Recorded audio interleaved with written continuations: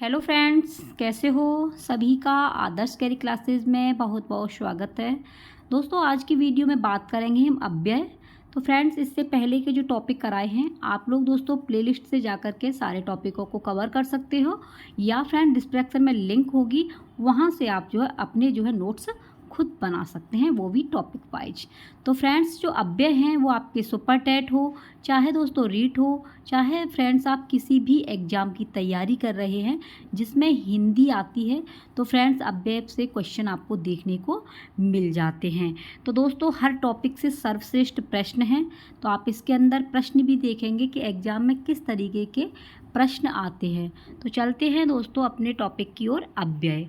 तो सबसे पहले बात करेंगे कि अव्यय होता क्या है। तो दोस्तों देखिए, अव्यय जो होता है ये अविकारी शब्द होते हैं। अविकारी मतलब होता है कि ये स्वतंत्र होते हैं। ये जो है अव्यय किसी की सहायता नहीं लेते, ये अव्यय अपने आप में स्वतंत्र हैं, तो ये अविकारी शब्द होते हैं। और दोस्तों, अव्यय कहा किसे जाता है? तो अव्यय शब्द भेदों पर लिंग, वचन, कारक में से किसी का प्रभाव नहीं पड़ता। कहने का मतलब ये है कि ये अव्यय वे शब्द हैं जिन पर लिंग हो या वचन हो या कारक हो, किसी का कोई भी प्रभाव नहीं पड़ता है। ठीक है, ये बात आपको नोट करनी है। दोस्तों, आप अपने नोट्स खुद बनाते चलिए। आपने देखा होगा कि अभी जो IAS की जो महिलाएं बनी हैं, हमारी बहनाएं, तो फ्रेंड्स देखिए, आप लोग भी बहुत कुछ कर सकते हैं। हताश मत पर बैठिए कि वैकेंसी नहीं आ रही, किसी न किसी विभाग में तो निकल ही रही है। तो आप अपने तैयारी कीजिए, अपने नोट्स खुद बनाइए। ठीक है, तो अव्यय का किसी पर भी कोई प्रभाव नहीं पड़ता, चाहे लिंग हो, चाहे वचन हो, चाहे कारक हो, कोई प्रभाव नहीं पड़ता है। बात करेंगे कि अव्यय कितने प्रकार के होते हैं। तो अव्यय की जो संख्या है वो आपकी 4 प्रकार की होती है। कितने? 4 प्रकार के अव्यय होते हैं। कौन कौन से? क्रिया विशेषण, संबंध बोधक, समुच्चय बोधक और विस्मयादि बोधक। ठीक है, स्क्रीनशॉट ले लेना, या दोस्तों आप खुद लिखते चलना। PDF प्राप्त करने के लिए आदर्श कैरियर क्लास से टेलीग्राम को जरूर ज्वाइन करना, वहाँ से आपको ये PDF प्राप्त हो जाएंगे। ठीक है, अब बात करते हैं दोस्तों विकारी शब्द। तो विकारी शब्द क्या होते हैं? ये वे शब्द हैं जिनका लिंग, वचन आदि के कारण रूप परिवर्तन होता है। विकारी शब्द में दोस्तों आपके रूप परिवर्तन हो जाते हैं, लेकिन अविकारी शब्द में रूप परिवर्तन नहीं होता। ठीक है, जैसे संज्ञा, सर्वनाम, विशेषण और क्रिया। विकारी शब्द में संज्ञा, सर्वनाम, विशेषण और क्रिया आती हैं, तो आपको ये बात नोट करनी है, अपने जेहन में रखनी है कि ये वे शब्द होते हैं जिनमें जो है लिंग, वचन आदि के कारण रूप परिवर्तन हो जाता है, विकारी शब्द होते हैं। और आपकी अव्यय जो है 4 प्रकार के होते हैं। ठीक है, अब बात करते हैं दोस्तों, सबसे फर्स्ट जो है आपका क्रिया विशेषण कौन सा है, इसकी बात करेंगे। पहले नंबर की क्रिया विशेषण। ठीक है, ये है क्रिया विशेषण। तो क्रिया विशेषण में क्या होता है दोस्तों? क्रिया विशेषण में प्रयोग और रूप और अर्थ की जानकारी प्राप्त होती है। ठीक है, प्रयोग में 3 आते हैं, रूप में भी 3 हैं, और अर्थ आपके मतभेद के अनुसार आता है। अर्थ में मतभेद होता है। तो प्रयोग में क्या होता है? साधारण, ठीक है, और संयोजन और अनुबद्ध। रूप में मूल, यौगिक यानी कभी न कभी, और स्थानीय। और मतभेद में दोस्तों आपके जो है 2 पार्ट्स होते हैं, एक 2 में बटा होता है, एक 4 में। जैसे परिमाणवाचक और रीतिवाचक। रीतिवाचक, स्थानवाचक, कालवाचक और आपके परिमाणवाचक, ये इसके अंदर आते हैं। आपको बस इतना याद रखना है कि अव्यय जो बदलते नहीं हैं और इनकी संख्या 4 होती है। ठीक है, अब बात करेंगे क्रिया विशेषण की। तो क्रिया विशेषण होता क्या है? यह क्रिया की ओर खुद की विशेषता बताता है। यह यानी क्या? क्रिया विशेषण जो है खुद की विशेषता बताता है, यही क्रिया विशेषण है। जैसे एग्जाम्पल देखेंगे, वह कम बोलता है, तो क्या है? वह अपनी विशेषता बता रहा है खुद की कि वह कम बोलता है। राधा बहुत अच्छा नाचती है, तो यहाँ पर देखिए कम बोलना, अच्छा, ये सभी क्या है? क्रिया विशेषण है। ठीक है, नेक्स्ट है क्रिया विशेषण के ही जो अभी आपको बताए थे, जिसमें जो है रीतिवाचक, ठीक है, स्थानवाचक और कालवाचक। रीतिवाचक में कैसे शब्द का प्रयोग किया जाएगा, स्थानवाचक में कहाँ, और कालवाचक में आपका कब, और परिमाणवाचक में आपको तुलना की जाती है। ठीक है, तो देखिए कार्य क्या होता है? ढंग या तरीका या रीति, ये सब चाहते हैं। स्थानवाचक में आपके कार्य यानी कि जगह, जैसे एग्जाम्पल देखेंगे रीतिवाचक का, पहले कोयल बहुत मीठा गाती है, ठीक है। हाथी धीरे धीरे चलता है, तो ये क्या है, रीतिवाचक आपके अव्यय हैं। कोयल बहुत मीठा गाती है, हाथी धीरे धीरे चलता है। आपके स्थानवाचक में माँ मंदिर जाती है, वह स्कूल जाता है। कालवाचक मतलब होता है कार्य, समय, अवधि, ये सभी कहलाते हैं। जैसे पिताजी सुबह सुबह टहलने जाते हैं, तो क्या ये कालवाचक है, पिताजी सुबह सुबह टहलने जाते हैं। मेरा भाई रात को घर आता है, तो मेरा भाई क्या है, रात को घर आता है, तो ये कालवाचक है, ठीक है, अव्यय। अब नेक्स्ट है परिमाणवाचक, वह बहुत बोलती है, तो देखिए बहुत बोलती है। दादी जो है वो आती हैं, तो ये सभी क्या है, परिमाणवाचक है, ठीक है। नेक्स्ट जानेंगे मूल। मूल का मतलब होता है एक खंड, और एक यौगिक होता है दो खंड। मूल में एक ही खंड होगा, यौगिक में दो खंड होते हैं। एग्जाम्पल से समझेंगे आप। जैसे वह कभी नहीं आएगा, वह कभी नहीं जाएगा, तो कभी नहीं जाएगा तो एक ही प्रयोग हुआ है, एक खंड है, मूल हो गया ये मूल शब्द। नेक्स्ट है यौगिक, वह कभी न कभी, दो बार आ गया ना, तो इसलिए आपका यौगिक है, वह कभी न कभी तो आएगा, तो ये यौगिक, ठीक है। दूसरा है आपका संबंध बोधक अव्यय। तो संबंध बोधक क्या होता है, जो शब्द संज्ञा या सर्वनाम का संबंध वाक्य में आए अन्य शब्दों से स्थापित करता है, उसे संबंध बोधक अव्यय कहते हैं, ठीक है, संबंध बताता है।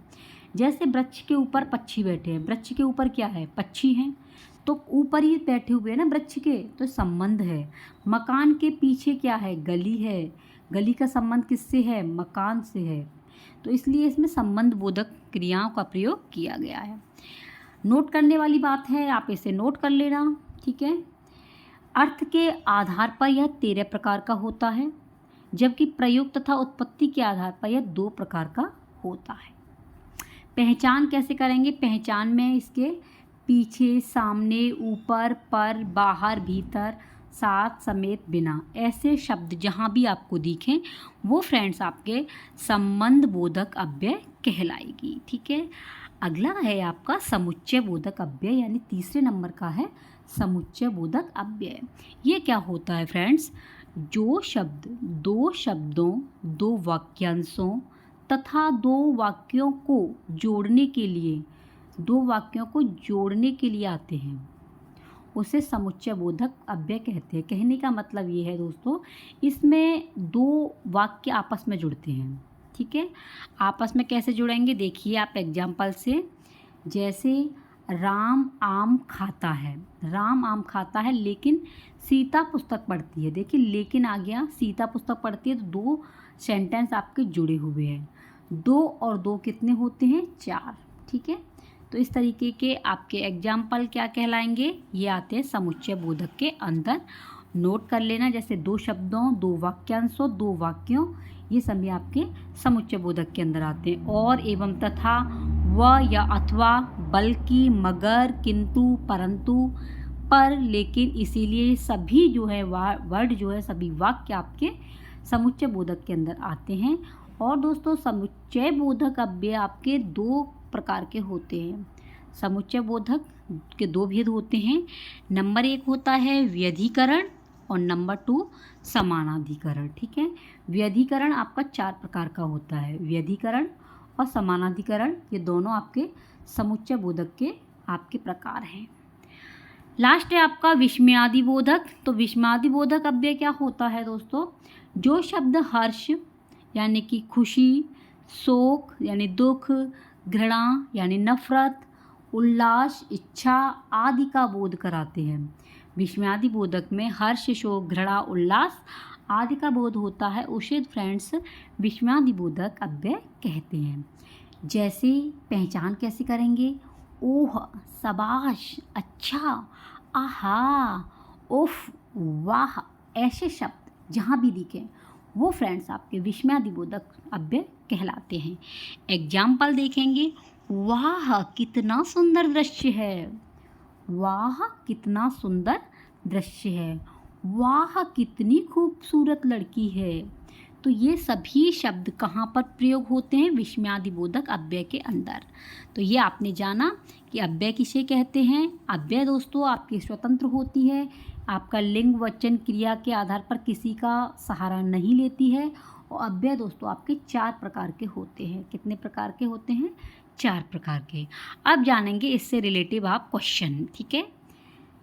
देखिए सबसे पहला प्रश्न है, जिन शब्दों का रूप सदैव समान रहता है। देखो सदैव समान अभी बताया है, तो वो आपका अव्यय कहलाएगा। सदैव समान रहता है, ये कभी बदलते नहीं है, तो ये अव्यय हैं।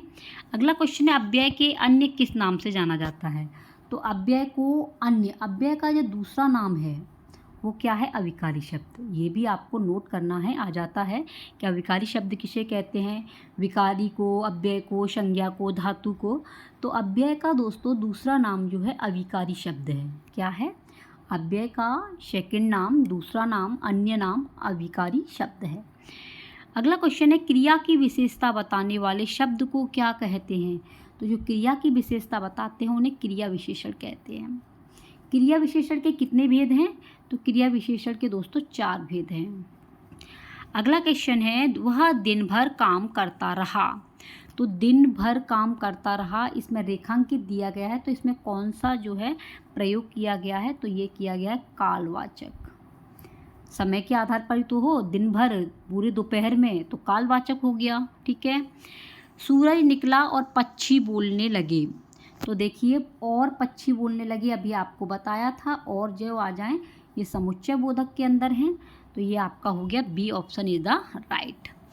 अगला क्वेश्चन है, कम, अधिक, इतना, उतना आदि किस परिमाण बोधक अव्यय के उदाहरण हैं? तो ये हैं आपके न्यून, यानी कि कम। न्यून माने होता है कम, न्यूनता बोधक। अगला क्वेश्चन है, आज मैं गया था, वाक्य में कौन सा क्रिया विशेषण है? आज मैं गया था, तो देखिए आज आ गया ना कालवाचक, ठीक है। अगला क्वेश्चन है, निम्न वाक्यों को उचित अव्यय से पूर्ण कीजिए। तो इसमें जो खाली जगह है वहाँ पर आपको ये फिल इन द ब्लैंक्स भरना है। आज धन ... कोई नहीं पूछता। आज धन के बिना कोई नहीं पूछता, तो ये आ गया ना, धन के कारण कोई नहीं पूछता, धन के लिए कोई नहीं पूछता, तो इसमें आ जाएगा आज धन के बिना कोई नहीं पूछता। लास्ट क्वेश्चन है आपका, रीतिवाचक विशेषण को कितने भागों में बांटा जा सकता है? तो रीतिवाचक विशेषण को 7 भागों में बांटा जा सकता है। C option is the right. तो फ्रेंड्स ये थे आपके 10 क्वेश्चन। तो दोस्तों आपको ये अंदाज़ा हो गया होगा कि आपके एग्जाम में क्वेश्चन जो हैं इस तरीके के बन करके आते हैं। तो फ्रेंड्स काफ़ी हेल्पफुल है। सेशन अगर पसंद आया हो तो ज़रूर इसे शेयर कर देना, और दोस्तों पहली बार अगर चैनल पर विजिट कर रहे हो तो सब्सक्राइब ज़रूर कर देना, ठीक है फ्रेंड्स। तो मिलते हैं कोई नेक्स्ट वीडियो में, तब तक के लिए बने रहिए आप अपने ही आदर्श केयर क्लासेस के साथ में। आप अपना ख्याल रखना, टेक केयर, बाय बाय।